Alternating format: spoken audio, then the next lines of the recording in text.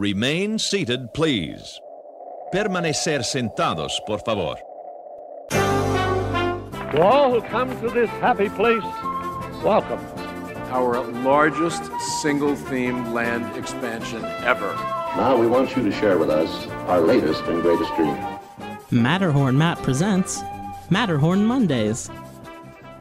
Welcome, everybody, to episode 99. 99 episodes, you guys, of Matterhorn Mondays, coming to you live from the Outpost. I am your host, Matterhorn Matt.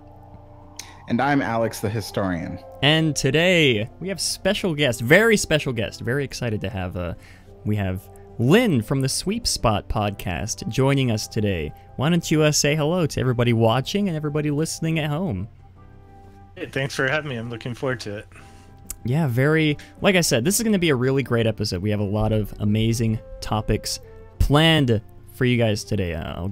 Guess I can go ahead and give a rundown of the topics we're going to be covering. First, we're going to be going into the quote-unquote leaked concept art by WDW News Today from the brand new Spider-Man attraction. I want to go into a very, very, very, very deep discussion as to whether or not those images that they provided are fake or not. Probably not, but we'll get into it as you see. And for our second topic, we have a very interesting topic I saw from blogmickey.com. Magic bands? Are magic bands coming to the Disneyland Resort? We'll let you guys know our thoughts on that. And last but not least, I want to get into let's see. Well, I guess first we should preface this by saying Lynn used to be a cast member at Disneyland Resort, as well as Alex. I'd like to get into a discussion with the both of them about their thoughts on the current, I guess, how do I put this? The current, I guess, situation the cast members are going through at Disneyland. Yeah, as well as go into the background of both of them, because I'm sure, as you guys know, Alex worked at the parks, but for new listeners, they may or may not know that Alex did, so we're going to go ahead and give a rundown of that. But before we get into any of those topics, links to everything, as you know, are down in the description to my Discord, Twitter, Patreon, all of that jazz, as well as links to the Sweep Spot podcast and Lynn's Twitter will be down in the description below. And we also my Twitter. Oh yeah, we'll pull Alex's Twitter there as well. Yeah, I don't think we've had that the past couple episodes, but yeah, we have no birthdays this week, sadly. If you'd like to be wished a happy birthday live on stream, you can head on over to the link in the description down below. Submit your name, submit your birthday. We'll wish you a happy birthday live on the podcast. And I'm going to go ahead and turn my fan off so you guys won't have to... There we go, so you guys won't have to hear it in the background. But I did end up buying a new processor. Hopefully it bodes well for the streams. We'll see. This is sort of like the first real test I've done. But yeah, I also have new t-shirts up on my Teespring page. If you guys are interested in that, I know a lot of you guys don't really care about me plugging my merch, but we do have a few new designs up on the page, and you can use code BEANS to get 15% off your order. That's BEANS. Use code BEANS. Link in the description below. And yeah, before we get into this week's news from the Peak, I'd like to showcase to you guys what flavor Snapple I'm drinking. Today we're going classic peach Snapple. Let's go ahead and pop this bad puppy open. And then, I have a lot of announcements for today's stream. I don't know if you guys know, but I bought this mug, this Alice in Wonderland mug, that I've been looking for like the past month and a half, because I wanted to get a tattoo of the design on it. And it managed to come in. This is like the bane of my existence, this mug. But anyways, let's go ahead and get into this week's news from the Peak. We now present to you news from the Peak. For our first bit of news from the Peak, I don't really know what to make of this, but Disney's live-action remake of Aladdin has passed $1 billion worldwide. Yeah, very interesting. As you guys may or may not know, I saw the live-action Aladdin, I want to say a couple months ago. Not the biggest fan of it. There were some moments where I was laughing, so bad it's good moments. Definitely not as good as the original. This is actually Disney's 5th branded live-action release alongside Beauty and the Beast, Alice in Wonderland, and the 2nd and 4th Pirates of the Caribbean films. So Disney's really knocking it out of the park with these live-action remakes. And this is not Disney's first movie to pass $1 billion just this year. Avengers Endgame has passed $1 billion. So did Captain Marvel, I believe. Spider-Man Homecoming as well just passed $1 billion. So that's just 4. I think Toy Story is getting close as well. So that's at least 5 this year that may or may not have passed $1 billion. But let's go ahead and start with Mr. Lynn here. What are your thoughts on Aladdin, of all movies, passing $1 billion worldwide? I haven't seen it yet, but I've heard good things about it. Okay. Yeah, that's a fair assumption. Yeah, what about Mr. Alex, the historian? People probably know I have a bit more of a not pessimistic, but just overall skeptical view on movies like this. I have no interest in seeing this movie, and I don't know. I didn't really like the original Aladdin movie that much either, so I don't know. Yeah. I get a lot of flack for saying that the original is not my favorite Disney movie. Because there's like some hardcore Aladdin fans out there. But anyways, yeah, very interesting. I'm very interested to see how this affects. I'm sure even more live action films are going to be coming. Actually, but you know what's weird? Yes. Actually, no. Go ahead. Oh, okay. So what's weird is the amount of movies that are surpassing $1 billion lately. Yeah. I mean, do you remember there was a time when it was like, what, $1 billion? But it's like every weekend, it's like, oh, by the way, this movie just passed $1 billion. And I don't know. I'm starting to think now that we should probably like readjust our surprise or amazement to like maybe if it surpasses like 2 or 3 billion now. Yeah, I don't know. Like I said, prices are higher too. Yeah, and I don't know. Like I said, this is not the first movie for Disney to pass, that Disney's put out that has passed $1 billion just this year, and we're not even. I think we're barely a little bit more than halfway through the year. I don't know. I'm not gonna try and do the math right off the top of my head, but Matt, it's July. It's July, so my mind is blanking right now. There's 12 months. Okay, so there's 12 months in a year, and it's July, so January, February, March, April. Oh my God. So we're 7 months. July is the 7th month. It's over the halfway point. Okay, so just over the half. We're almost into August, so just over, even more over the halfway point. I'm not good with months, you guys. Someone is gonna... Anyways, there was something in the chat. Ross W. said, it's my son's birthday today. He is 18. Can you wish him a happy birthday? His name is Zachary. Thank you guys so much. Happy birthday to Zachary. 18th. It's not a quinceañera. It's how do you say 18 in Spanish? Quince. Anyways, happy birthday to Mr. Zachary, 18. Hope you have a great birthday. Glad you're spending it watching the stream today. But anyways, for our second bit of news from the peak, I'm not going to go in depth on all these films. Marvel did release, or reveal, I guess, their Phase 4 movie and TV show lineup through 2021. If you'd like to hear me go into even more depth on all these films and TV shows, you can head on over to Mad About Disney's channel. I was a guest on his podcast there the other day, and we spent a good while discussing all of the brand new movies and films. I'm just going to go ahead and sort of give you guys a quick rundown as to the films that were announced. As you may know, Black Widow coming out May 1st, 2020. The Falcon and the Winter Soldier TV show on Disney+, fall 2020. The Eternals movie coming out November 6th, 2020. Shang-Chi and the Legend of the Ten Rings coming out February 12th of 2020. And Doctor Strange and the Multiverse of Madness comes out May 7th, 2021. WandaVision TV show comes out spring 2021. There's even more, guys. Loki TV show on Disney Plus coming out spring 2021. And I believe there's 3 more. What If TV show coming out summer 2021. Hawkeye TV show on Disney Plus fall 2021. And Thor 4 Love and Thunder comes out November 5th, 2021. Whew. Yeah, like I said, not going to go into in-depth on our thoughts on all of these, because we do have a lot of other great discussions that we're anxious to get into. Like I said, if you'd like to hear me go in-depth on these, head on over to Mad About Disney's, his YouTube channel. Yeah, we went into a great discussion about that. And for our last bit of news from the peak, it's from blogmickey.com, and links to all the articles we're going to be talking about are in the description as always.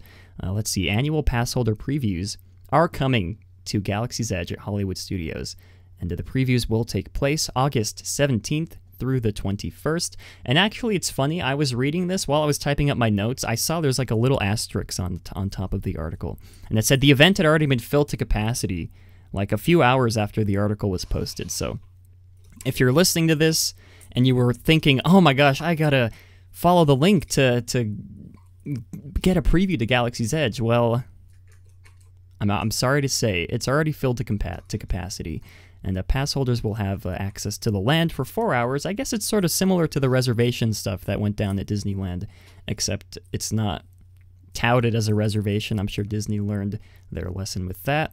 Yeah, I believe that is everything from this week's news from the peak, and I don't believe we have anything from Alex in the Parks this week, do we? No. There hasn't been anything to show. Okay. Yeah.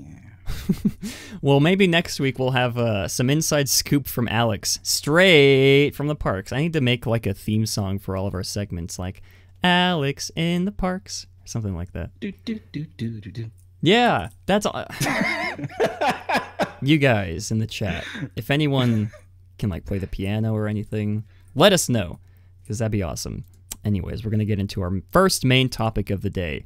I'm very excited to talk about this. As you may or may not know, He Who Must Not Be Named, the website, WDW News Today, quote-unquote leaked a piece of concept art from the Spider-Man attraction coming to California Adventure and Disneyland Paris. Now, this is a very interesting topic because WDW News Today totes this image as quote-unquote never-before-released concept art of the ride vehicle and load area for this upcoming attraction. Those are their words specifically. So they're claiming this image is from insiders. Don't know how they got access to this, but we'll get more into depth on that in just a few seconds. This can bring up a few different discussions, like one, why did WDW News Today put their watermark over an image they don't own? That's sort of the main sort of focus of this. If you guys have been on Twitter within the last week and a half, you'll know WDW News Today posted this image to their Twitter and to their website. And right here, right in the middle, I went ahead and removed it because I don't want to be advertising for them. They had their logo right smack dab in the middle. Pretty small. You wouldn't really notice it if you just gave it like a passing glance. But that's sort of topic number one that this brings up. Number two, how did they get access to this high-res image of concept art for this upcoming attraction when there's been no official release of the art? And three, all of this sort of combines into the main theory that I have. Is this image fake? And I do have a few pieces of quote-unquote evidence that I'd like to present to you guys for you to make your own decisions on whether or not it's fake. As we can see here in the concept art, let's see, this is the loading area for the new attraction. And here on the left-hand side, we can see the Stark Motors logo on the left. Right here in the middle, we can see the Web logo right in the center. And, you know, already a couple of, I guess you could call them red flags, jump out at me. One, the original concept art released by Disney showing the exterior of the building. I'll switch to that right here. There is a Stark, quote-unquote Stark logo, but it does not say Stark Motors. It says Stark Automotive. So that's sort of the first red flag that I noticed that jumps out at me. And of course, that may be a small stretch, as you know. Blue Sky designers have been known to tweak the names and things that have been changed from concept art to concept art. I mean, if you look at the, I guess right off the top of my head, I'm thinking of the concept art released for the new Fantasyland expansion in the Magic Kingdom. Those were tweaked very heavily throughout the years as they finally nailed down on what they wanted to do. And let's see, number two On the right-hand side of the image, right here, what is that? What is that right there? Is that an image from the hit video game Portal, which Disney doesn't own the rights to? Huh. Now that is very interesting. Why would, if this was real, why would Disney put in a piece of artwork from a video game they don't own the rights to? I mean, I guess the artist who drew this could just be a fan of the game and could think, oh, hey, that aesthetic fits this. I'll just put that in there instead of making my own poster. But that is, the second quote-unquote red flag that jumps out at me. Number 3, we haven't seen any other major news sources really cover this image besides WDW News Today. So all of that sort of conglomerates into my theory of this image being fake. Because, I mean, it looks very official from right off. If you just take a passing glance at it, it looks like an official piece of concept art. I mean, I guess it sort of matches the warehouse aesthetic that Disney loves to do for some reason. We've already seen the warehouse aesthetic in the first piece of concept art released for the outside of the attraction, the show building. And now with this, it sort of fits that whole theme, industrial stuff, repurposed old attraction. Excuse me. Yeah, very interesting theory. This is just a theory, by the way. I'm not accusing WDW News Today, not yet at least, of faking this image. But I'd like to get into a discussion as to whether or not you guys think this image is fake. Let's go ahead and start off with Mr. Lynn. What are your thoughts? I guess what are your first impressions on seeing this image, this quote-unquote leaked piece of concept art for the Spider-Man attraction? I think when I first saw it, I thought that it for sure looked real, but then now you're making me second guess. Yeah. Which is fine, but I don't know, because if it was leaked out, you think, and it was real, you think that Disney would have had it taken down by now. Yeah, because they're really quick on that. Mm-hmm. So if they saw it and it was like, that's not even what we're doing, so who cares, then I don't know, just a thought. Yeah, and I guess before I get to Alex, that does sort of move into another discussion we had a couple weeks ago when Disney did crack down on WDW News Today posting those fake rumors, because they did go out of their time to write those articles to address those rumors that they put out about the what was it, the Tiki Room and the Country Bear Jamboree. But we haven't seen Disney quote unquote retaliate against this. So it's almost like if it is real, like Lynn said, Disney would most likely go after WDW News Today for publishing their, copyrighted image with their watermark on it, by the way.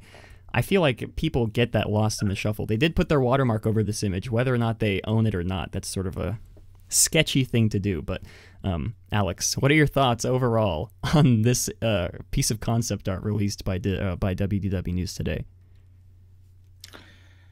I think it's fake, but not for the reasons everyone thinks it is. So that hazardous materials sign that you see, that's not necessarily an unheard of thing for Disney to put little, little nods to things that aren't Disney in there, because it's kind of like how Pixar puts the A113 in every movie, because that's where they all went, to class and learned, some of the most founding basic things about animation and stuff like that. And, so that part, and it's concept art. So it's not meant for like the company to sell the image. Yeah. It's just meant to show shareholders, Imagineers, executives what they're doing. And the words on the concept art don't even have to make sense either. They could literally write gibberish. It doesn't matter. What matters is the image. Now, there's two things that make me think that this is fake, however. So even though I just defended that those aren't the reasons why it's fake, but the two things that make me think this is fake is, one, that's not how Disney designs the layout of a loading area in today's modern, building codes. It's really narrow. There's no room for lines to actually line up at the ride vehicles and for wheelchairs to get past those lines. So usually in a modern loading area, especially in DCA, they leave plenty of room between where the people queue up to get on the vehicle versus the pathway to get to those queues. Yeah. And an example of that would be anyone who's rode Thunder Mountain at Disneyland knows that when they line you guys up for each car, it's hard to get past the people that are waiting for one car. You're like, excuse me, I got to get to car number 4, and you're like squeezing past people. So Disney learned from those things over the years and learned to make these really huge loading areas, especially in this decade. So that's number 1. Number 2 is, Matt, can you tell me the resolution of that image? Yes. I can open it here. I have where is it? I have the image. Here it is. Images. It's somewhere. I swear I was just looking at it before the stream started.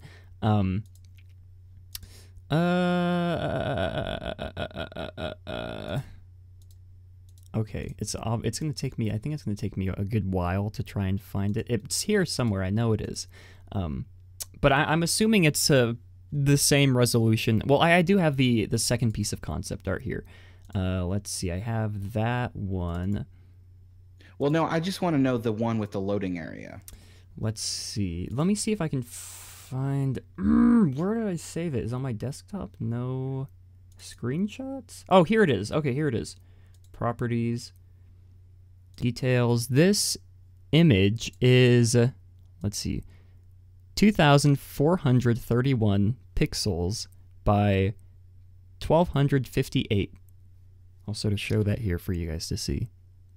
So the reason why I bring this up is because I want you guys all to think about the last time you ever saw Disney concept art that was that high a resolution.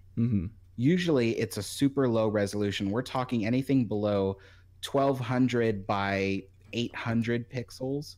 And the reason is because it's always bootlegged. Someone always steals it from Disney and they can never steal a high enough resolution. So it's always a really low resolution, lower than the resolution of your television, and so that's one of the first things that really caught me off guard about this concept art was how high of a resolution it was. Anyone who owns an official copy of this concept art is directly being monitored by Disney. So if it's stolen at a high resolution, Disney will know who is at fault. If it's stolen at a low resolution, they know that someone took it from somebody else.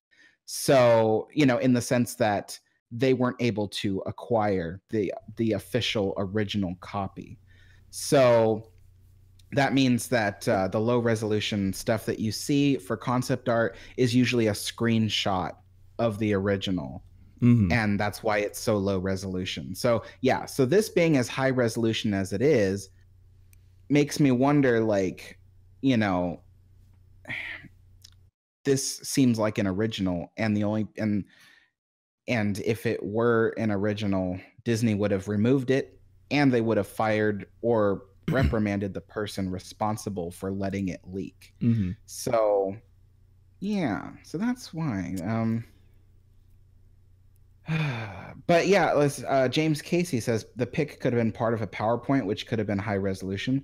That's true, but once again, you would have had to been able to take a screenshot of the PowerPoint, which would have made your image of it really low resolution. Yeah, it would be limited to the resolution that the screenshot is, not if the image is 4,000 by 4,000.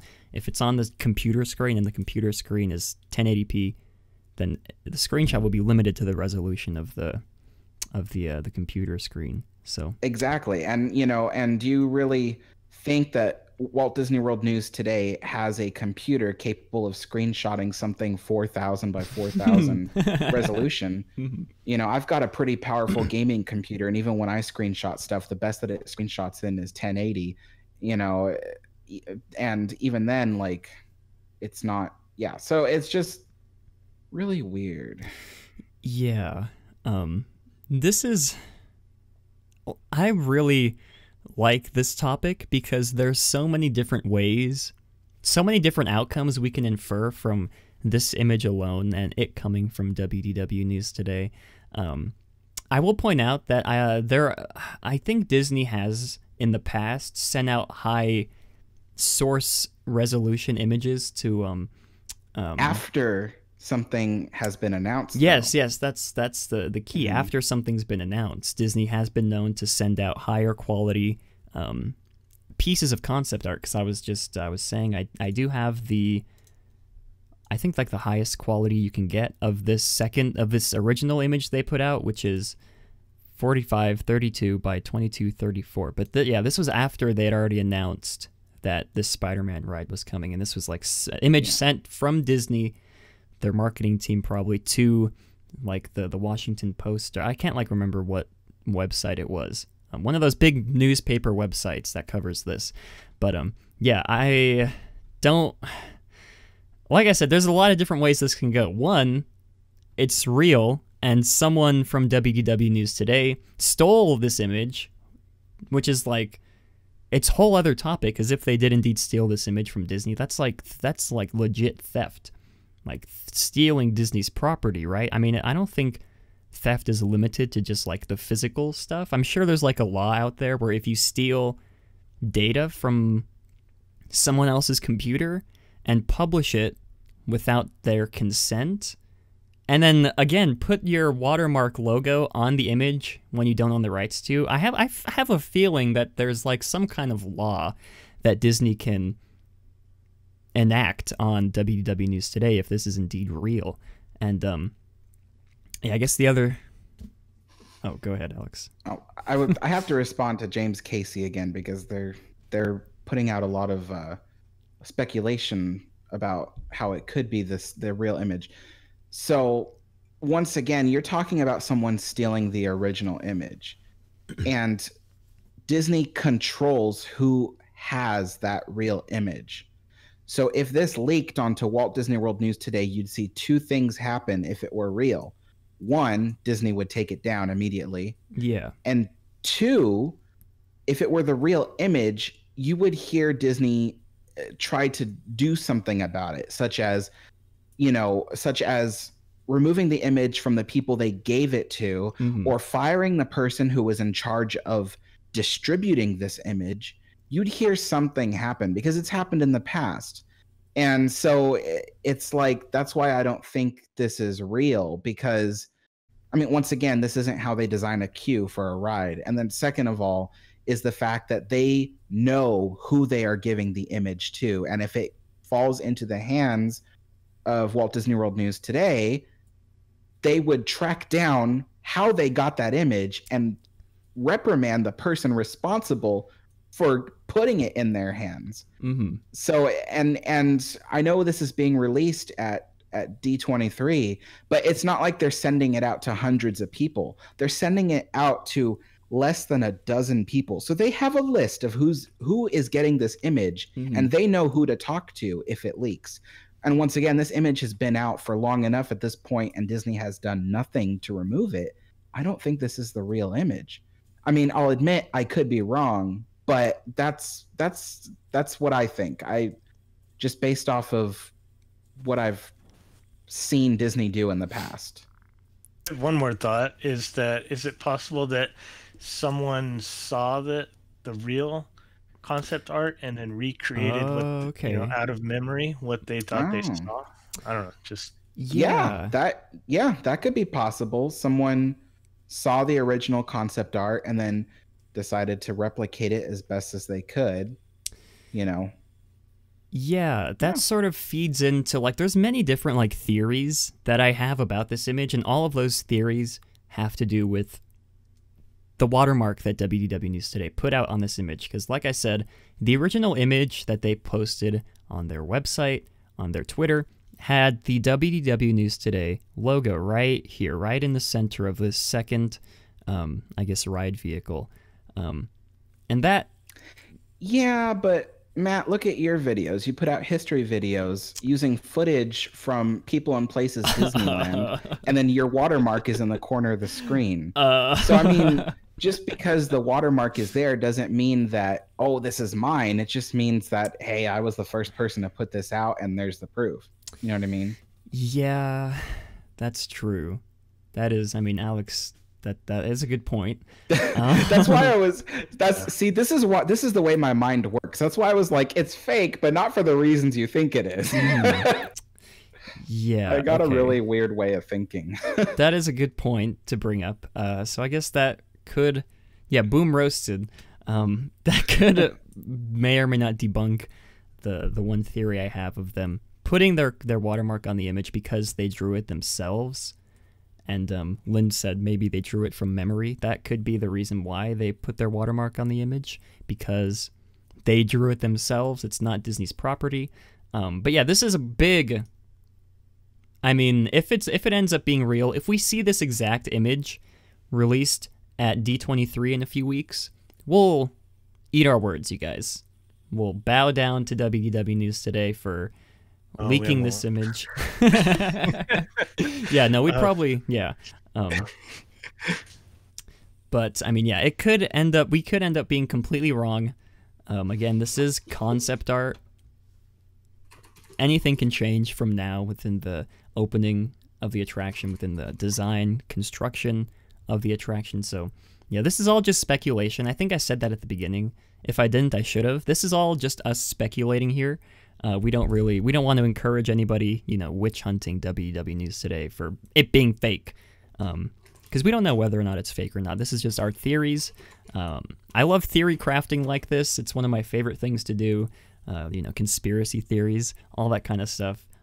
It's what I love. I love to talk about that kind of stuff. So, yeah, I thought it'd be interesting to bring up to you guys, and I'd love to hear your thoughts down in the comments below in the chat, whether or not you think this image is fake, whether or not you think it's real, how WDW ended up getting access to this image, because, again, like we said, if it is real, then they stole this image from Disney, which I don't think in the past, I'm trying to think of, like, an example of, like, a news site getting access to a piece of concept art from Disney for an attraction before they released it. I mean, there's posting like an article saying something's going to happen, like posting an article before Disney announces a Spider-Man attraction, saying that the Spider-Man attraction is happening is completely different than posting a piece of concept art for the Spider-Man attraction when Disney themselves haven't posted the image. So, yeah, again, theory crafting. I'd love to hear your guys' thoughts down in the comments section below. And yeah, like I said, we do have a lot more great topics to get into. But first, let's go ahead and take a quick break to listen to this week's sponsors of the show.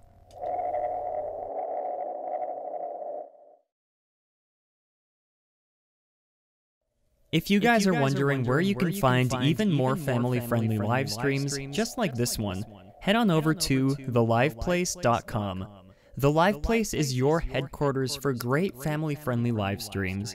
They cover anything from Disney to other vacation spots, various variety shows, and have some amazing streamers like Resort TV 1 and myself. Also, be sure to check out puckermint.com, where you can find amazing pins and stickers. Puckermint is based out of Albuquerque, New Mexico, just a few hours from where I live. And since I'm a big believer in supporting local artists, we decided to partner up. Be sure to use the coupon code down below when you make your next order. Again, that's puckermint.com and puckermint on Instagram. All right, welcome back, everybody. Before we get into the topics, I'd like to say, by the way, Puckermint is having a pre-order for their brand new California Disneyland themed pin. And the first 20 pre-orders will get a free California Castle sticker. Link in the description down below, you guys. Puckermint makes some really amazing pins as well as stickers.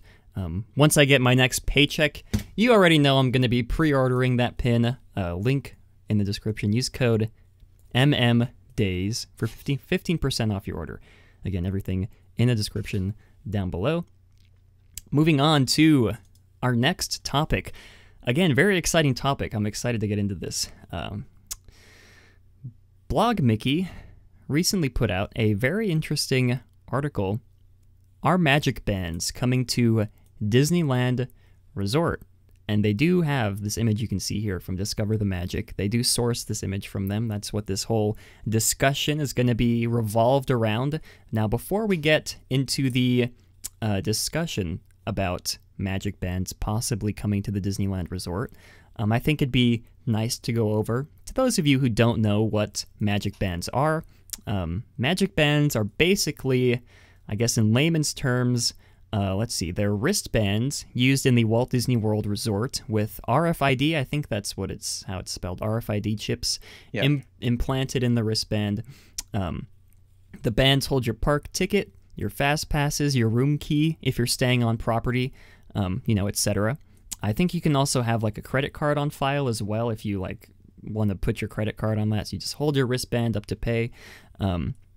Wristbands with RFID chips, and you can just hold out your magic band to one of the scanners around in the park. For instance, if you're entering the Magic Kingdom, just wave your magic band, touch it up against the reader, and it'll get you into the park because it has your park ticket on it, as well as scanners at the entrances of different rides that have fast passes. You can scan your... I'm trying to like simulate that. Scan your wristband on the scanner to activate your fast pass for the ride. It's a really neat system, to be completely honest with you. I love the Magic Band system.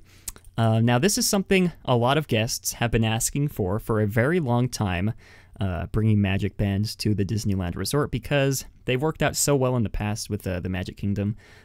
I do really think they are a great piece of technology in the Disney parks. Yes, currently here at the Disneyland Resort, everything is optimized to either your physical park ticket or your smartphone with the Disneyland app. Those are the only ways you can have your park ticket to get into the park. Those are the only ways you can get fast passes for the park with Max Pass, or if you want to stick in your physical card into the fast pass kiosks at the rides, you'll get the physical ticket back out. Reminder. This has been something a lot of guests have been asking for a very long time. And I have heard a lot of complaints from people, including myself, that the Disneyland app is not very well optimized. It doesn't run very smooth. Not a fan of the Disneyland apps, the Play Parks app as well, whatever that one's called. They're all really slow, in my opinion. Very choppy, all that kind of stuff. And having a Magic Band will basically negate having to use your smartphone to, unless you want to look at ride times, you can just put your park ticket on your Magic Band, scan that instead of having to open up your phone, enter your password, open a Disneyland app, and then it takes like 20 minutes for the app to open because it's so slow. And then you go ahead and scan it with the barcode scanner. I do think, Max Passes would be a great addition to the park. Now, let's see. Right off the top of my head, I'm just sort of spitballing. I do think Magic Bands and the Disneyland app can work well together, so this discussion won't necessarily be, do we think Magic Bands should come to the park? Do we think Magic Bands should replace the Disneyland app and Max Pass and all that stuff? I do think they could be integrated very well together. For instance, with Max Pass, like I said, currently at the Walt Disney World Resort, you can't book fast passes from your cell phones. I believe there are kiosks located in certain areas around the Magic Kingdom where you can, I guess, sort of log in, select your fast pass, and then it gets loaded onto your Magic Band. You can't just go on the app like you can today with Max Pass. It's a lot more tedious. But anyways, what are your guys' thoughts on implementing a Magic Band system to the Disneyland Resort? Let's start with Lynn. I had a question first. I don't know how familiar you are with the Magic Bands, but do you have to be a hotel guest at one of the Disney resorts to use it, or is it no available to anyone? Okay. Yeah, that's one of the great... if you're staying on property at one of the Walt Disney World resorts, you can have like your room key on it, and you can use your Magic Band to get into your room. But if you're staying off property, that you can still use a Magic Band to have your park ticket, all that kind of stuff. Okay, so because otherwise that would close off to a lot of people. But I think I've never used them, but it sounds convenient. And I think what you said about integrating, so both would work at the same time. Because booking a fast pass on your phone is really convenient, and I think that's one of the best things about the app. Yeah. There's other things too, like the mobile ordering, but I don't know. I guess it would really. I was against it at first. I thought, no, we don't need that. Disneyland's more of a locals park. Yeah. But I think that if annual pass holders can use it, anyone can use it as long as they have a park ticket. Then I think it would be great. Yeah, I guess that sort of brings up a different discussion, because a lot of people do think of Disneyland as more of a locals park, and I don't really know how many locals would want to put on their Magic Band, if they go like 5 or 6 times a week. I don't know. But Alex, what are your thoughts on this? Well, I think a lot of people so far in the comment section, as I can see, forget that Magic Band isn't just for fast passes. Magic Band has everything. You put your credit card on there, and you can pay for stuff with your Magic Band. Mm-hmm. You put when you get a hotel room, they put your hotel identification on the Magic Band, and you access your room with your Magic Band. Everything you need that you would normally carry around on you to access the resort is on the Magic Band, which is what makes it so convenient, because then you don't have to carry all that stuff. However, that in itself is where I find the problem, because the Magic Band, if it is stolen, has everything on it. Mm-hmm. They have access to your room. They have access to your fast passes. They have access to your credit card. They have access to, in some cases, the security lot where your car is located if you drove there. They have access to everything. They'll even find out where you live. That's how much access they have to the Max Pass. Mm-hmm. And so I feel like, for $30, is it really worth losing your life over someone else finding your Max Pass? So, or Magic Band, I mean, not Max Pass, but yeah, Magic Band. So I don't know. It's kind of one of those things where it's like you take a serious risk using this thing. Mm-hmm. I mean,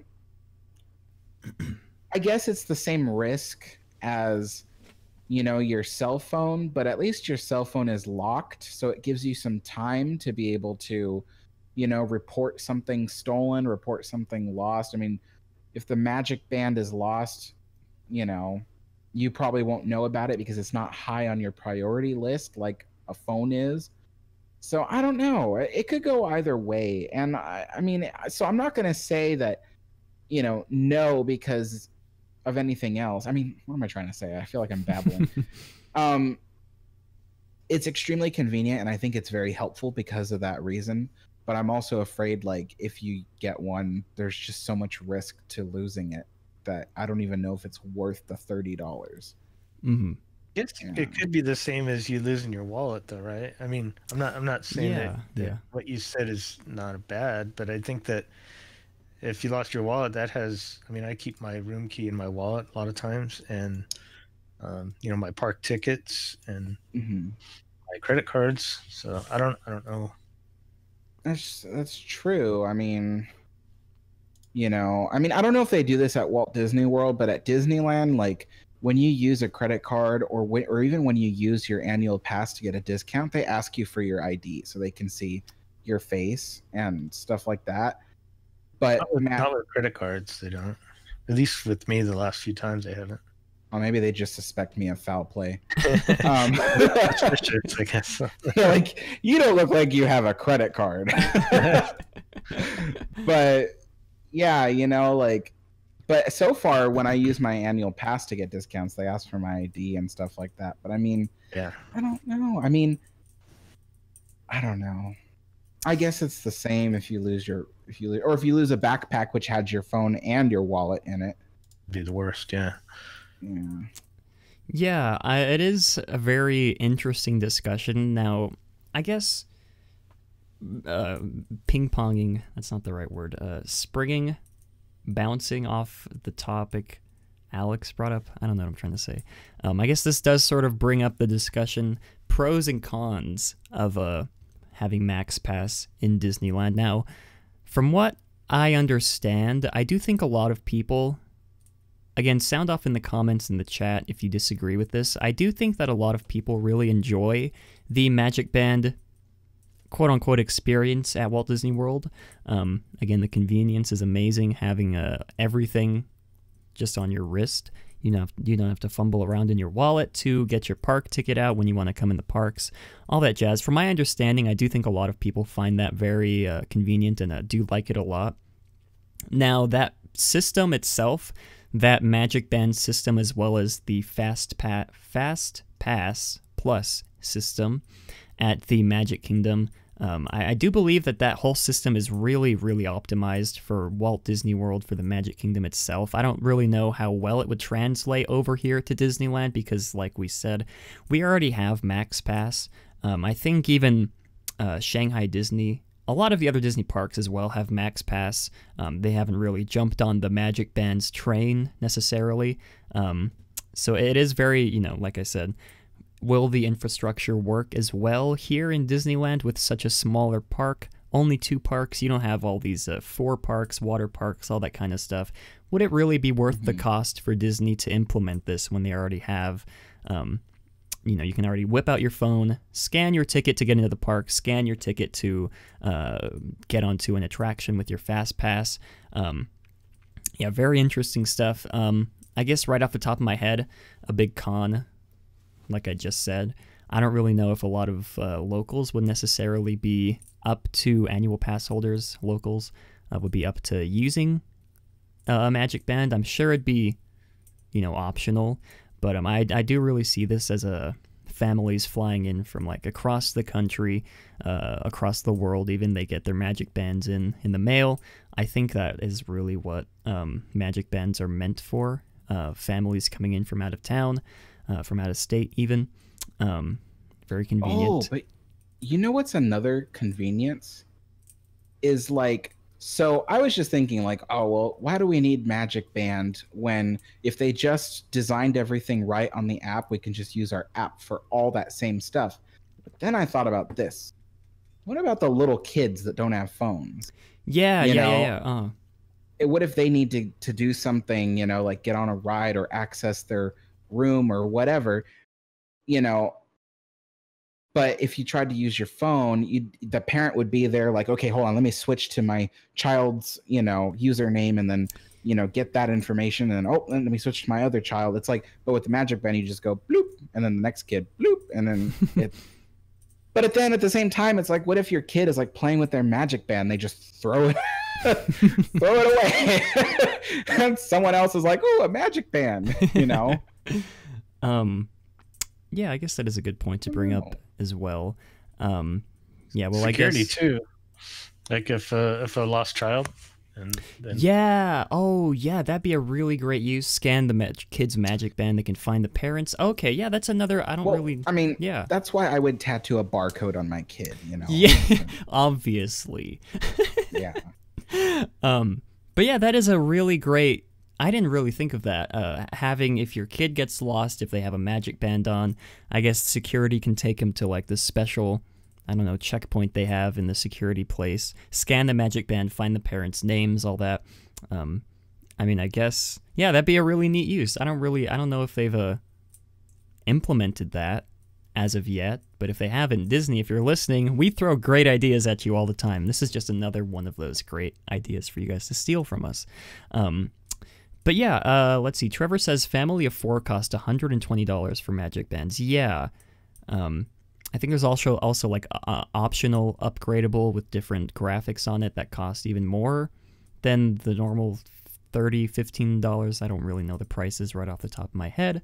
But yeah, I guess we can sort of get into the more cons of having Magic Bands. I did see someone in the chat say, Mr. Sir says, I can say as a SoCal native, I would love the Magic Bands. Yeah, I guess it's very convenient, but yeah, I guess we should sort of get into the cons of the Magic Band system, like I was alluding to earlier. No other Disney resort has really jumped on the Magic Band's hype train, besides Walt Disney World. And I'm wondering if that's more because this system is more optimized for, like I said, for Walt Disney World, where it has 4 theme parks, all these water parks, all these hotels on property.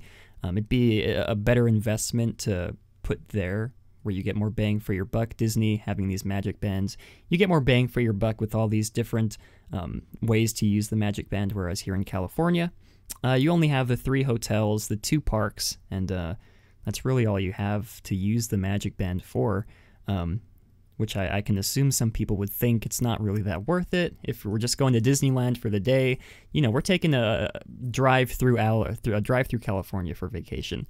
We're going to visit Disneyland just for one day. I don't think a lot of families would think it would be necessarily worth it to buy a Magic Band just if they're going to be visiting for like a couple hours or so. There's some cons. But the irony? The irony is that, so just like what you were saying, the con of a Magic Band is the fact that it's only a single use. Someone coming from, I don't know, India, and it's like their one trip to Walt Disney World. But that's Walt Disney World's crowds. Walt Disney World's crowds are mostly made up of people that are foreign to the area, and they come for one visit and they probably never come back again.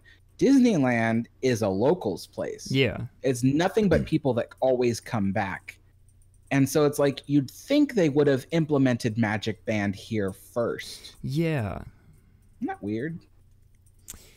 Yeah, I don't know. Again, this is a very interesting discussion, which, like I said, people have been talking about bringing Magic Bands to Disneyland for I guess like a really long time, maybe like 5 or so years. I don't know the numbers right off the top of my head, but this is a discussion that has been going on for a long time in the Disney community, and just now from a blog Mickey, we're seeing this may or may not be a Magic Band. It could just be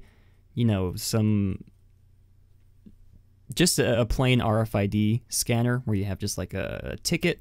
I guess, yeah, Sam asks what the image on the screen is. I didn't really explain that. I just noticed. I didn't explain what this image is. So this image is of a quote-unquote Magic Band reader that has been installed in the elevator at the Grand Californian Hotel. So it looks like Grand Californian? Yeah. At Disneyland? Yeah. Why? Yeah, it's sort of...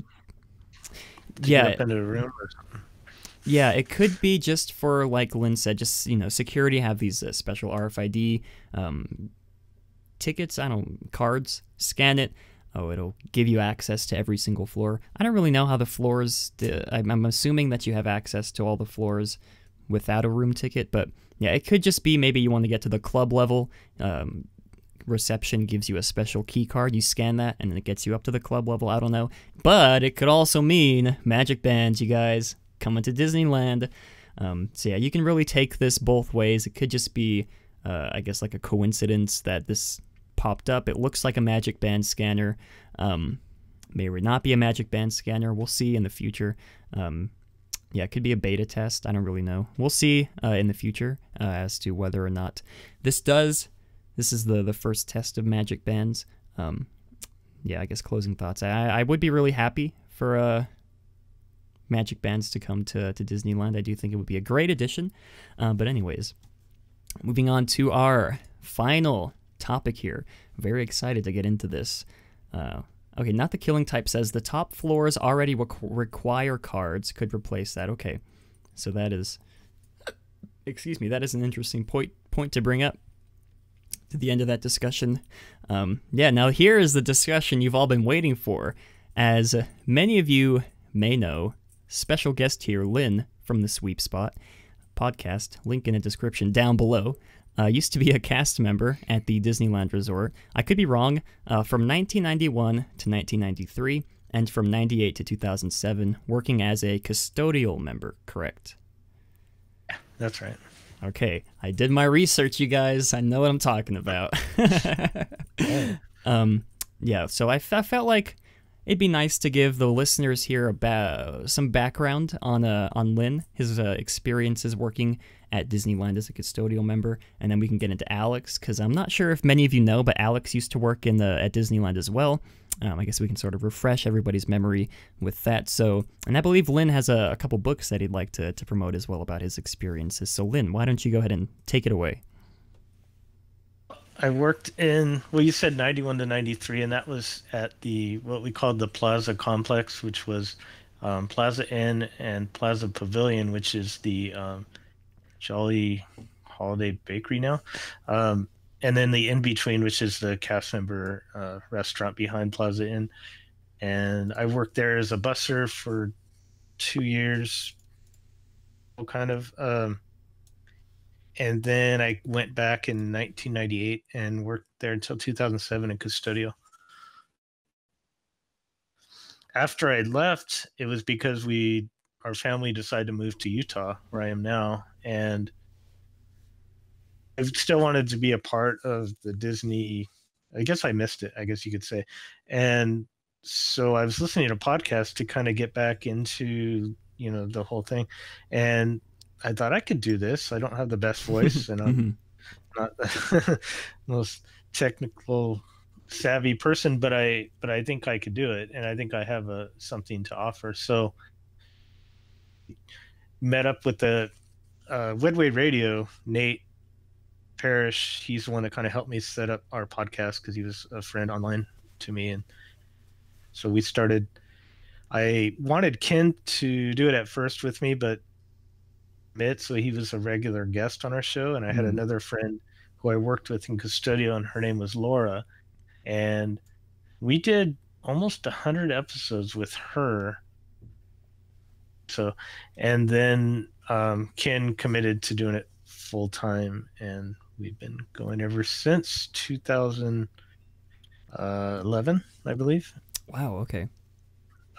We just recorded and released our 264th episode, and the book kind of came out of Ken and I and our experiences working there, and we'd talk sometimes. We'd have lunch all the time together and or on our breaks, and we'd say, man, we got to write a book. Some of these stories are amazing. And just joking, I thought I'd never write a book. I'm not like that, but so they're doing the show. We figured, wow, we do have some stuff to write down. So we went ahead and did that, and that was the first book, Queening the Kingdom: Insider Tales of Keeping Walt's Dream Spotless. About 2 weeks ago, we released our most recent book, which is same title, Queening the Kingdom, but it's called Night, Day, Past, and Present. And it is...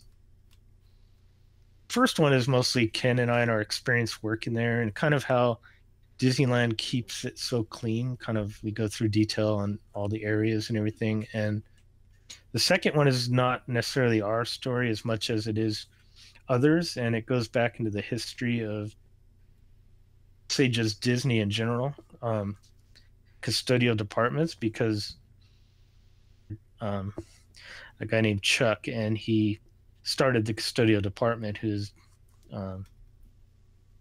all the standards you see today in all the parks around the world are because of something that he started. So we go into depth about that, all what they do to clean the park at night, and just a whole bunch of little things in there. But that one just came out. It's on.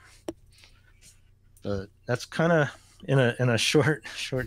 That's the story there. Okay, all right. Well, that's awesome. Yeah, links to both of the books will be down in the description below. I'm going to have to buy a couple copies. I'm not much of a reader, but I feel like this would be a great segue into me getting back into reading. Yeah, link will be in the description down below. Yeah, not a big reader, but I'd be interested to read and hear some of the stories he has. But Alex, since, well, I guess Alex has been a long-time guest on the show, and I guess many people may or may not know that he used to work in the parks as well, so why don't you go ahead and give your background working at Disneyland to everybody. Oh, and there was also, I had a question on Instagram from someone, I can't remember his name right off the top of my head. He wanted me to ask you how you ended up becoming let me open the DM right now. Hold on. How you ended up becoming a tour guide, I believe, a personal guide at Disneyland. So yeah, Alex, if you get into the background of your history at the parks, and then I guess pseudo answer that question from, let's see, FoxBaby16 on Instagram. Okay, so basically, I've been a big fan of Disneyland since 2002. I was, well, okay, maybe probably 2003. I was 11 years old. Before that, I did not like Disneyland. I was afraid of it because I thought it was real. And so every time you went on a thrilling ride, I thought I was legitimately in danger. And so when I turned 11, you know, my dad took me for yet another trip to Disneyland. I used to go like once a year. And my dad took me for another trip to Disneyland, and he just got so tired of me being afraid of everything that on every ride, he started explaining the special effects. He's like, look, that's, you know, the first thing he did, we went on the Indiana Jones adventure, the one I hated the most. And we're on the Jeep going over the cavern of bubbling death. And, you know, and I'm trying to close my eyes, you know, I'm like, no, this is scary. And my dad's like, look over the side. The bridge isn't moving. It's just the ropes. And I look over, I'm like, what? Really? And he goes, yeah, it's just the car's just moving, but the bridge isn't moving. We're not in danger. And that's not real lava. Look, it's light bulbs. I'm like, what? And so I became super interested in Disneyland since then. I just wanted to know how it worked, how everything about it worked. And in the process of trying to figure out how it worked, I learned the history of it. And every day of my life was spent learning the history of Disneyland. My dad would buy me Disneyland history books. He doesn't know as much as I do, but he knew more than the average, than the average bear. So he would buy me these Disneyland books that talked about its history, and I would like sneak them into school. And like during class, I would like read Disneyland history. And then he bought me a bunch of DVD sets called Walt Disney Treasures. As a matter of fact, my webcam is sitting on a stack of them right now. And I watched those like a crazy person, memorizing everything. I was just so entranced. So in 2009, when I had turned 17, it was time for me to get a job. And so one of the first places I applied as soon as I turned 17 was Disneyland. I didn't get a response for 6 months, but they finally responded back, and I went to the interviews, and after the interviews, they liked me and they offered me a job. I applied for ride operator, and they told me, well, you're going to be a busboy. So I'm like, oh, okay. So my first job in 2009, November 14th of 2009, was as a busboy for the riverfront restaurants in Frontierland. That included Bengal Barbecue, Riverbell Terrace, Stage Door Cafe, and the Golden Horseshoe. The Golden Horseshoe was my first shift, and so I forever am part of the shoe. So I was such a big Disney history fan as a cast member, and and my coworkers all knew I was a huge nerd, and I would often just walk around the park, places I didn't even know I wasn't supposed to be, just because I wanted to see everything. I would go to the backstage areas. I would go through the rides at night, even though I didn't know that could get me fired. And I would just observe everything. I was so obsessed, and that's how I learned a lot more history, was through that. But around the year 2011, so 2 years after I was already a cast member, a lot of people were just like, Alex, you know so much about Disneyland history. Why don't you go into guest relations? Now, I was against it at first because at the time, everyone, the cast members, did not like guest relations because, well, frankly, they were snooty people. The way that they acted was You know, the way that they acted was, oh, you know, like I've got such a better job than you guys. I tour around celebrities. You know, I get to sit on stage. I get to eat on stage. I get to walk through any door in the resort I want to without a security, you know, stopping me. It was just, there really was a snooty atmosphere that came from guest relations. And so I didn't want to be one of those people that all my coworkers who liked me, or didn't really like me, but pretended to, I didn't want to suddenly be everyone's enemy. And so I was like, no. And then as the year went on, people just continued to convince me. They're like, Alex, you need to be a tour guide. That's just what you're good at. And I thought about it and I'm like, you know, I should just try it. So I applied for guest relations and I ended up going to like a few interviews with management and guest relations. Back then it was a really small department. Back then they had about 100 cast members. Today that department is now almost at 500 or 600 cast members. So the department is growing significantly. But back then it was a very small department. And so getting in was not easy. You really had to know your stuff. You really had to pass some tests. And I was able to win them over with my Disneyland knowledge. And of course, they look for how good they used to look for how good you are at customer service. And then they would even call your managers and then ask them details about you. So I eventually got into guest relations, worked there for several years, a couple of years. And you work a bunch of places like information kiosks. You work in Lost and Found, the locker rooms, helping people issue lockers and things like that. And then you work your way up over several months to working at City Hall. City Hall is like the pinnacle location. It's like the location that requires the most knowledge and the most expertise, which is why you work up to it. That was really difficult to get to for me because there was just so much stuff you needed to know. And then another requirement for being in guest relations is you have to learn to be a tour guide. So I went and learned tours. I had to choose. They said, you can choose any tour of this list, but you have to learn one of them. I said, oh, I'll do Walk and Waltz Footsteps. Now today, there's 2 different Walk and Waltz Footsteps, but back then there was just one. And I learned that tour, and then I really liked giving that tour, but I didn't like that it was scripted. I hated scripts. So, especially since the script was highly tailored to making sure that the guests didn't know too much. And people would end up just asking me questions along the tour anyway. And a lot of times, I can't think of an example, but people ask a lot of detailed questions, and in guest relations, most of the tour guides are not supposed to give you detailed information because it detracts from Disneyland, I guess. I don't know.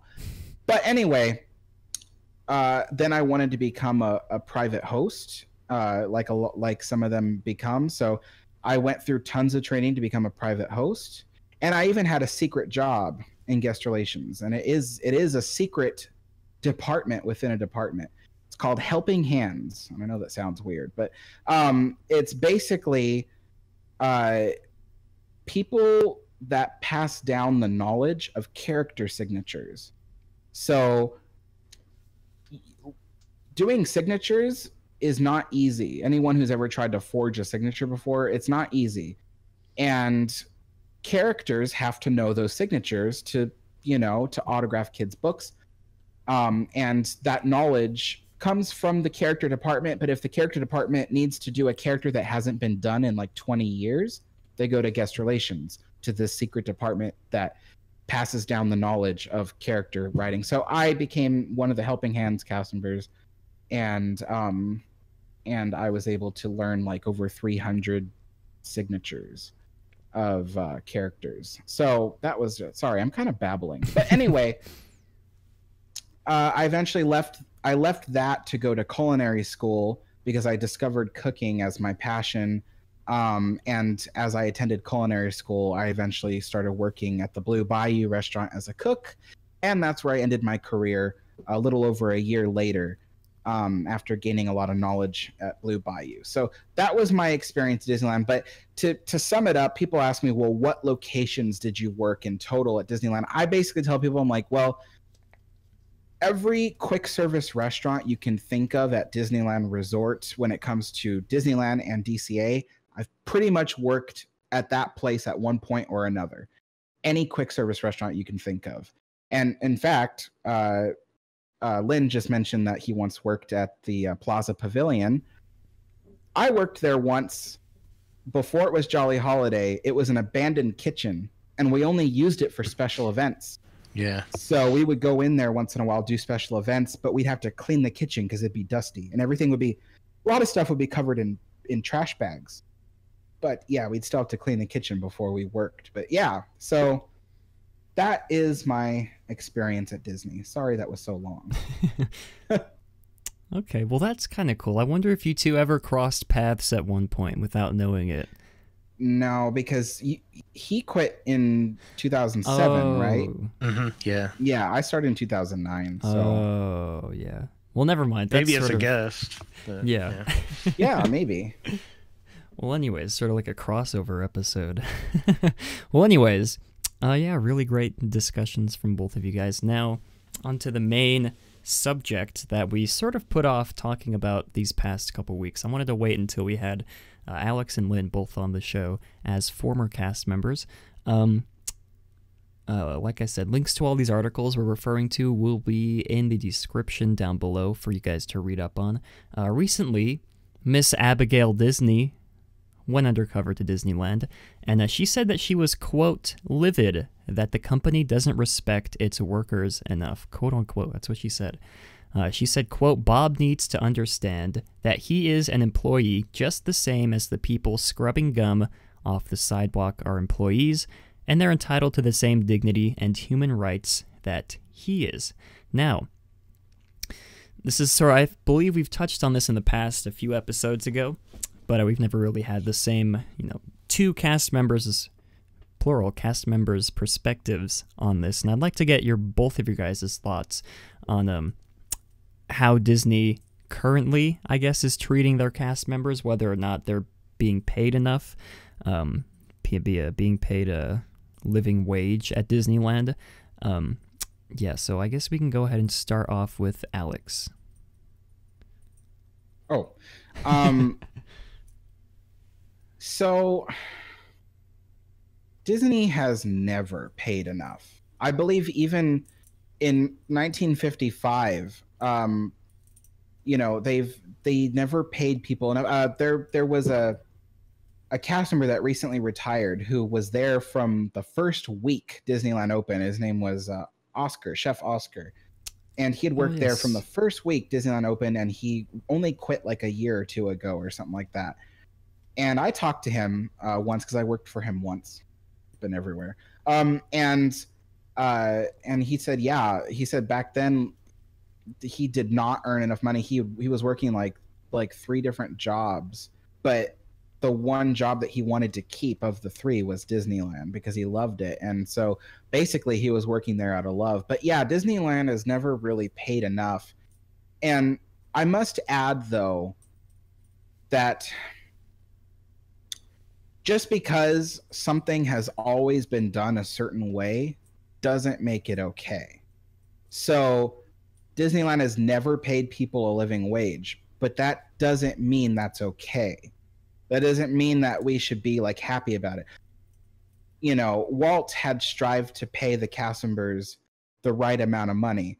The problem was that in the early days of Disneyland, I'd say prior to the year 1960, it was contracted out by theme park staffing companies that were trained by Disney, but nevertheless staffed out by these other companies who paid them very poorly. And then when Walt switched over to hiring his own cast members in the 60s, he tried again, but Disneyland costs a lot of money.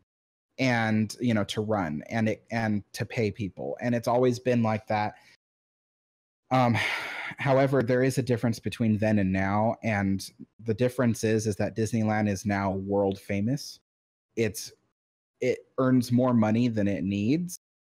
And it has the ability to pay people a living wage. Does it? No. Why? Because they've been able to get away with it all these years. So why would they change that now? That's the thinking at Disney. The other thinking at Disney is, and I've been told this to my face before by management, which is, you know, Alex, you're extremely replaceable. And if you don't like, you know, the pay that you get here, you can leave. Now, I might add that there's a lot of people on the internet right now that repeat that same thing to me. But the difference here is when you have someone who is so dedicated to your business that they want to stay there their whole lives, I think you have an obligation to treat that person with respect, because they're going to be the face of your company. They're going to be the people that gets you that business. You know, when you have someone who doesn't care, then yeah, maybe you don't want to pay them the full amount. Of course, you know, I own a business right now. If I had an employee that treated the business with such disrespect, no, I wouldn't want to pay them the full amount that I would pay somebody else who is going to promote my business with their kindness, with their love, with their dedication. So, and in fact, I would probably later on fire that person and look for somebody else who could do that. So, but like I said, when you have people, there's a lot of people who are at Disney who are dedicated to the magic, who are dedicated to Walt's legacy, and who want to be the best that they can be because they love Disneyland. Those are the people you need to focus your attention on and your budget on. And to kind of round off what I'm trying to say so that way I can give other people a chance to speak. A lot of people believe that if you work at Disneyland, it's considered like a minimum wage job, which in some cases it is, and those people should just go and get an education and do something better, or strive to become a manager or some other higher paying. The whole thing is there's always going to be somebody at the bottom. If you think about it, and I was telling someone this the other day, look at Disneyland. For every manager, there is 1 to 200 employees. So 100 to 200 employees beneath that manager. If you want to move up, you have a 1 in 200 chance of moving up. And that's if you match the quality of the people around you. If you don't have as much experience or as much quality as the people around you, those chances are way lower. So everybody forgets that moving up isn't a straight line. You move up in the shape of a tree, or upside down tree. Roots. You move up in the shape of roots. You know, so, and only one person can be in that spot. So there's going to be 99 to 199 other people that are always going to be at the bottom. And those people are working, in some cases, 40 plus hours a week, dedicating their life to this place. They don't have the time or the money or even just the energy to have other jobs on top of this full-time job to earn a living wage. So this is one of those things where people need to be paid fairly. And let me add, even if you are one of those people that's going out and getting an education for a better job, which once again, I have to remind you, there's always going to be people at the bottom. There's always going to be people at the bottom. Even if you're one of those people going to college, college costs a lot of money. And Disney doesn't pay enough for you to go to college and work at Disney. So a lot of people I knew had to drop out of college because they needed the money more than they needed the education, because otherwise they would have been homeless and going to college, and then that wouldn't have lasted very long. So that's what I'm going to say. I have a lot of thoughts to say on that. I probably a lot that you, after hearing you, may not agree with, but I do. Mhm. And as you were talking, like, oh yeah, but okay, so we had interviewed, and I know a lot of old timers that worked at Disneyland. At Custodio, we always had people that were there, like started in the '60s, and I still know a lot of them. But they were telling me that the wages then were to make a living, but were grandfathered in, so those guys had houses and stuff. Not that they were rich by any means, but they were able to make it happen. So there's a couple things that happen, and I heard this over many times, is that when Eisner took over, there became a lot of this pay freezes and things that went on to get the company back.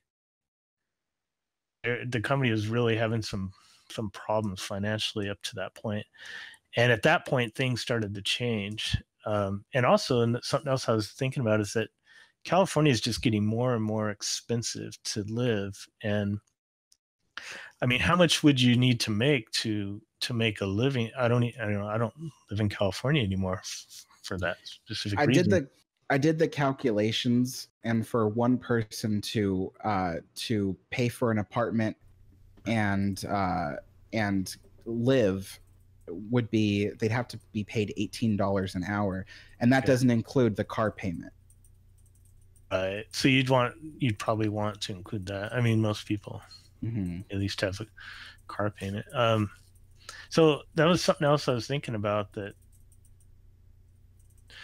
and then also, it's not, working at Disneyland is not for the money by any means, and it's not fits to it. I'm not talking health benefits, although that was an option for some if you worked enough hours and qualified. But it's also, I see it more and more now. A lot of the perks are being taken away or dissolved smaller, as it used to be when I was working there. The blockout days when we worked there were very minimum. Like, we'd have maybe around Christmas, maybe 3 or 4 days around Thanksgiving, the days that you wouldn't want your friends or family to go anyways. So now I'm seeing these blockouts that are just crazy. Obviously, they changed that more recently a little bit because of Galaxy's Edge and all that, but on what's gone on with that.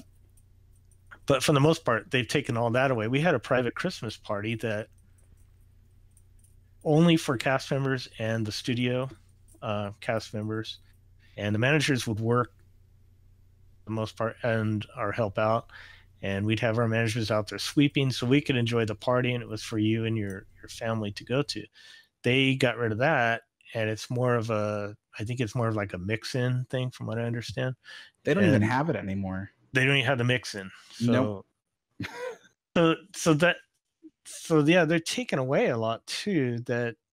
So I'm not like saying that they don't deserve a raise, because I always thought, man, if there was one customer I worked with, his name was Sterling, but he always said, yeah, if they'd pay me a little bit more, I'd probably be out there. Hey, you need a map? You need some help? He said, otherwise, I'm just going to let the guests come to me, So there was that attitude, but then there was also the changes in who they were hiring was more. I'm not trying to say that older people trying to work there but the older people that worked there were more retirees that were doing it, or teachers that just wanted a second job on the weekends or during the summer. Most of the people were college students, and they knew that this wasn't going to be their career. Now, some of them did make it a career, and like you were saying, become a manager or whatever, but some of them I knew learned a trade and then went from custodial into like plumbing or electrical, and then you make good money there because unions and all that. But as far as just a regular, if you were to hire in, it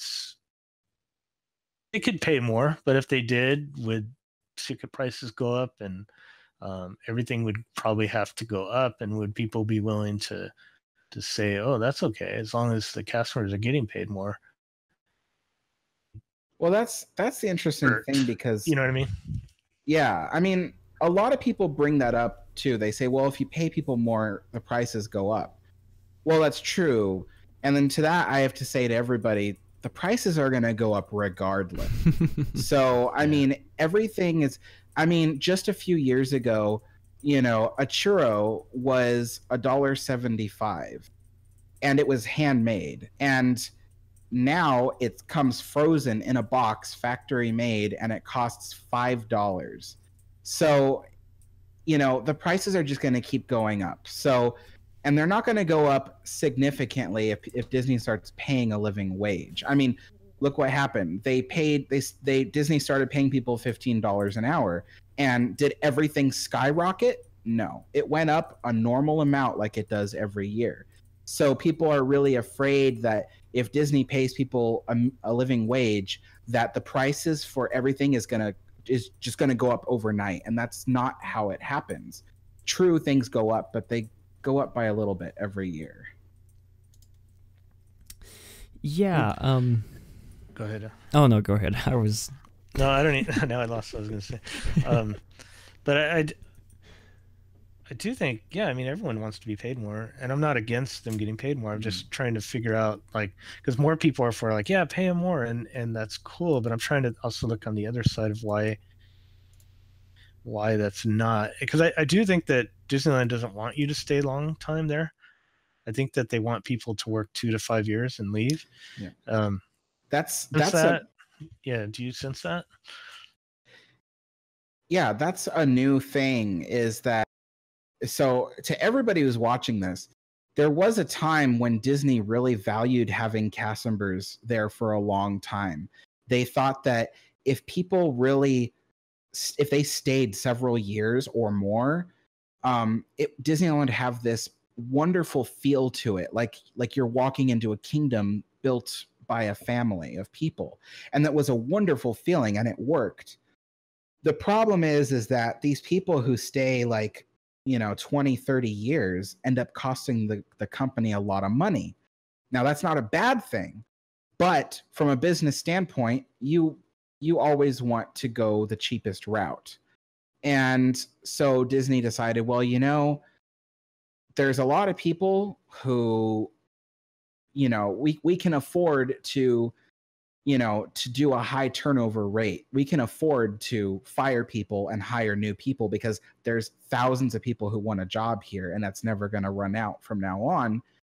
And so Disney opted to do it that way. However, the problem now is, well, you're hiring people who stay here only 6 to 16 months or so.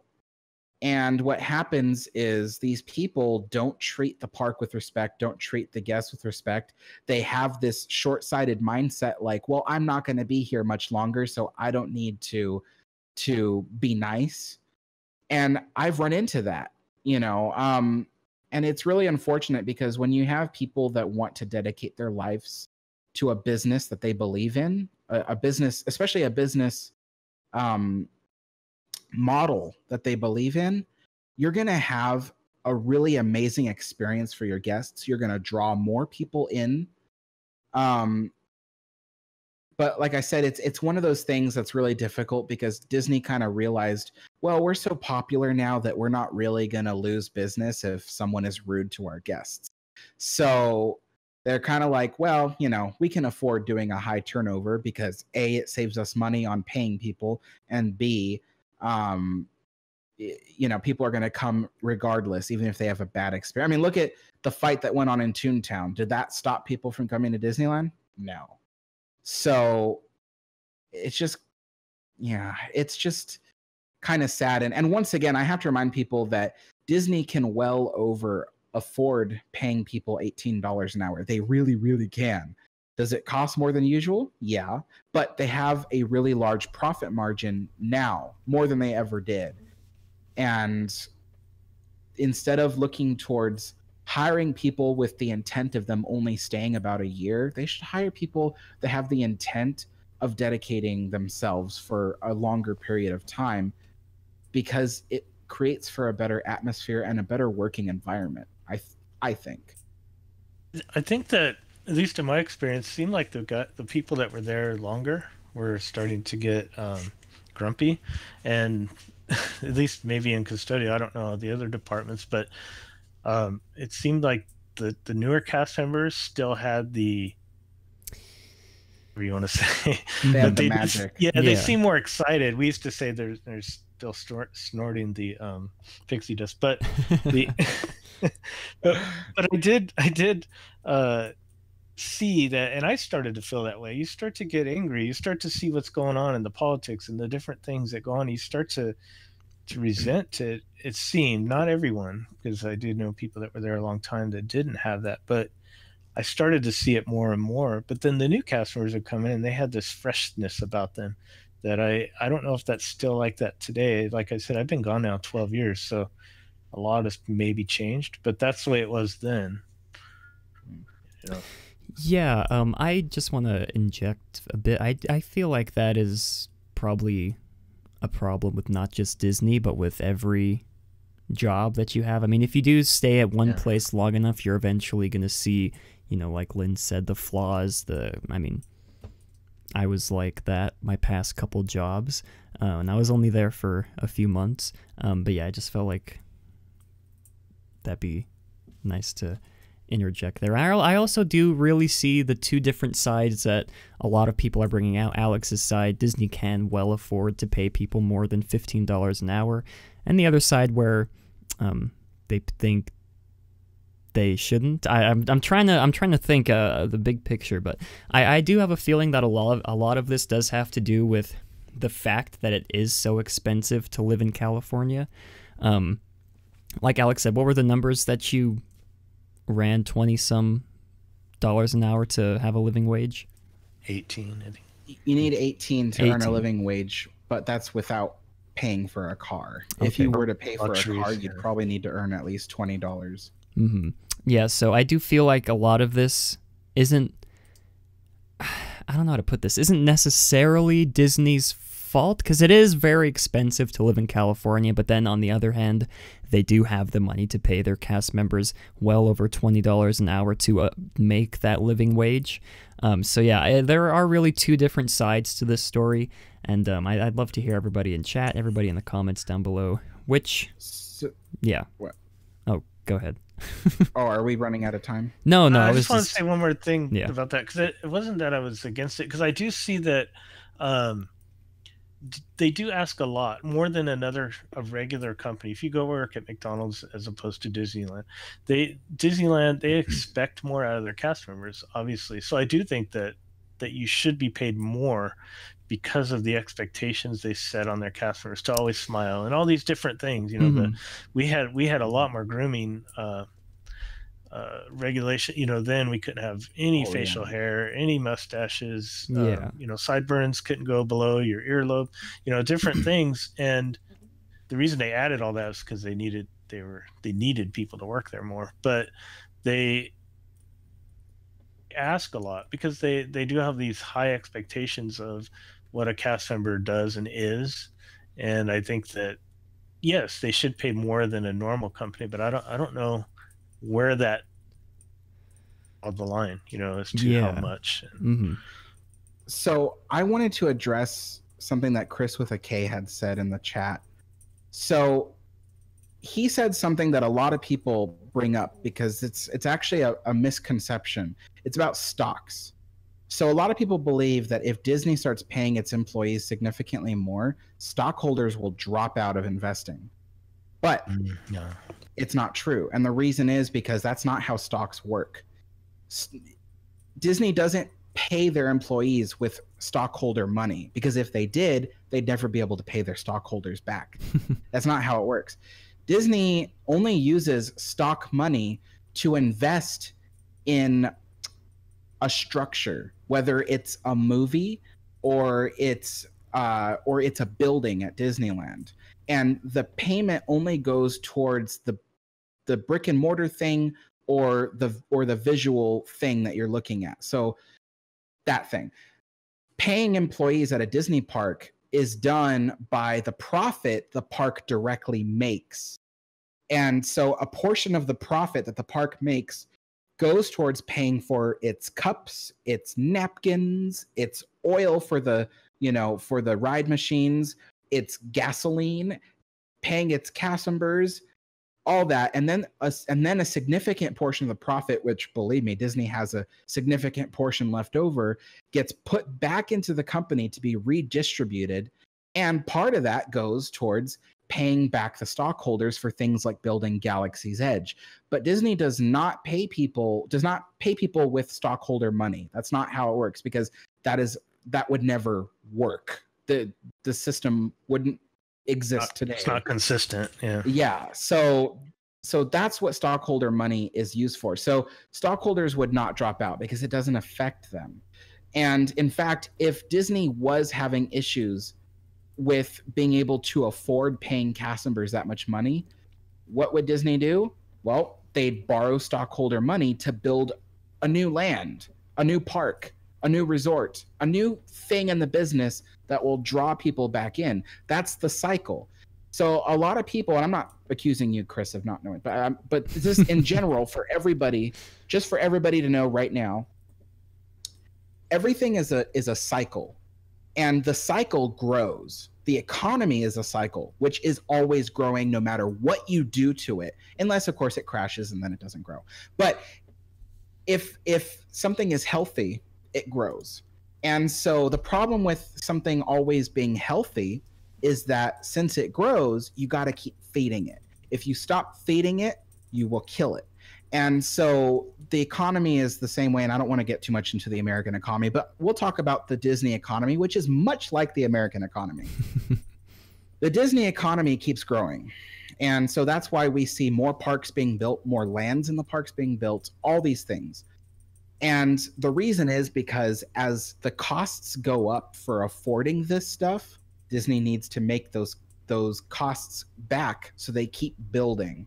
And if Disney were to stop building in order to afford what they have, then they would never be able to afford what they have because people would stop coming. So the company would tank. So companies have to keep growing. They have to keep investing more money to bring more money in, and then invest that money to pay for the things that they just built to invest in other things. So I know that sounds really crazy, but it's like a plant.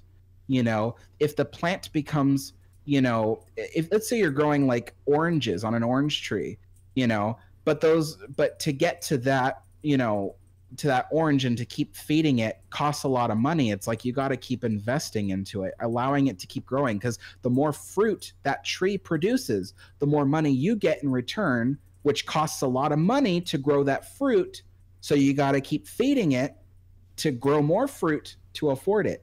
And to put that into perspective of your life, there's a song which its entire lyrics go, I forget who sings it, but you guys might know. It goes, gotta pay for this car to go to work, gotta go to work to pay for this car.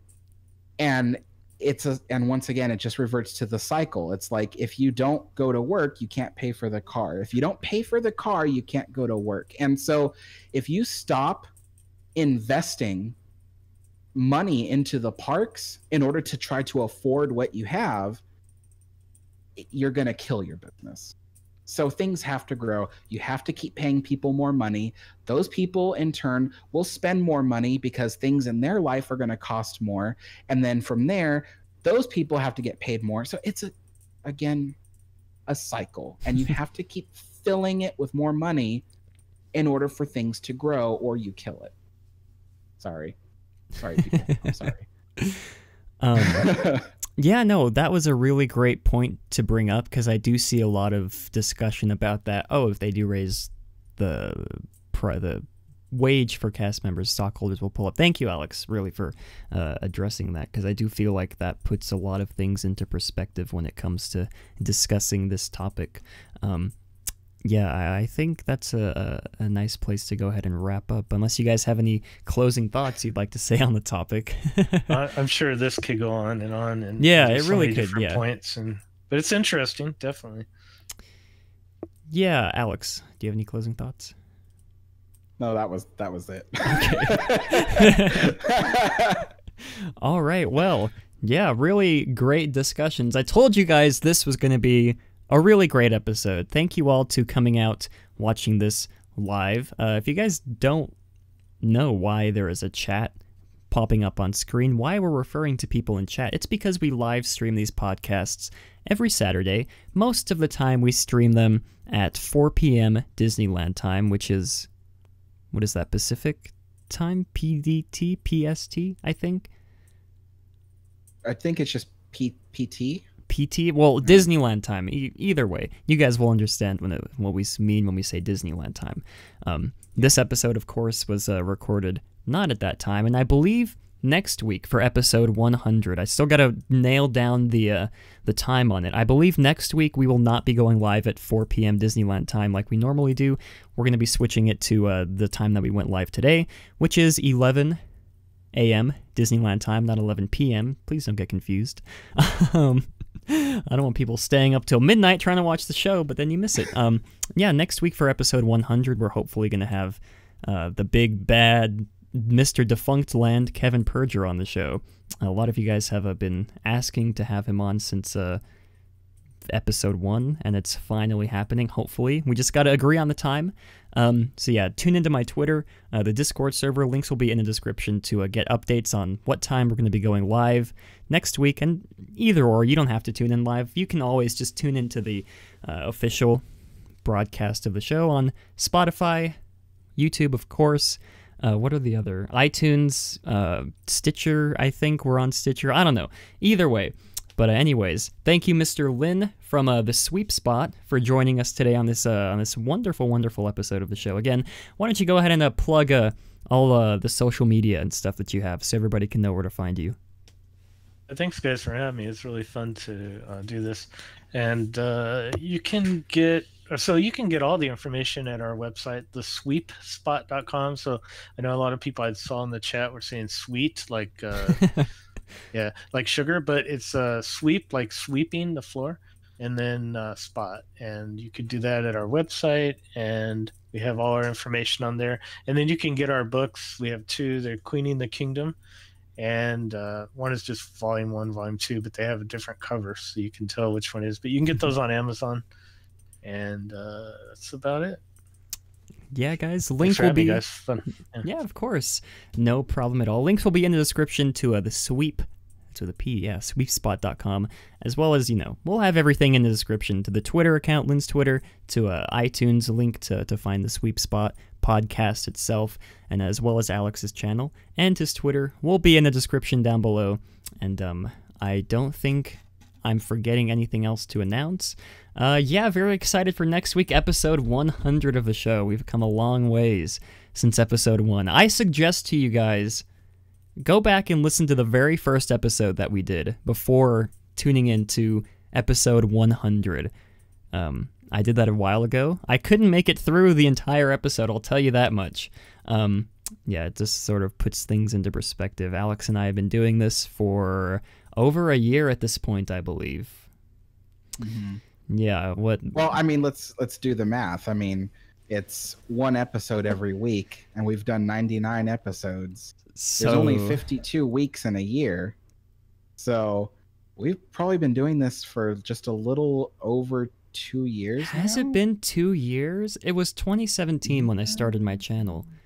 Wow, I was under the impression that it was just barely 1 year. Okay, and I mean, granted, we took a few weeks off in between episodes, so if you factor that in, 99, I'm going to go ahead and put out 101 weeks we've been doing this show. We maybe took a break a few times, so yeah, that is over just about 2 years. That is crazy.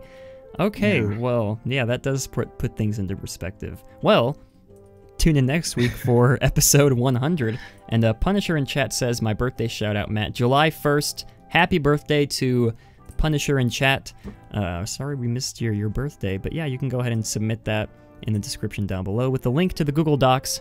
Matt with a good math quote. Yeah, anyways, thank you all for tuning in to this week's episode of Matterhorn Mondays. We do appreciate every single one of you. Again, links in the description for Lynn, the Sweep Spot, for Alex, myself, the Discord server. Everything will be in the description for you guys. And yeah, I think we're going to go ahead and wrap it up from there. Thank you all for tuning in, and as always, have a great, big, beautiful tomorrow.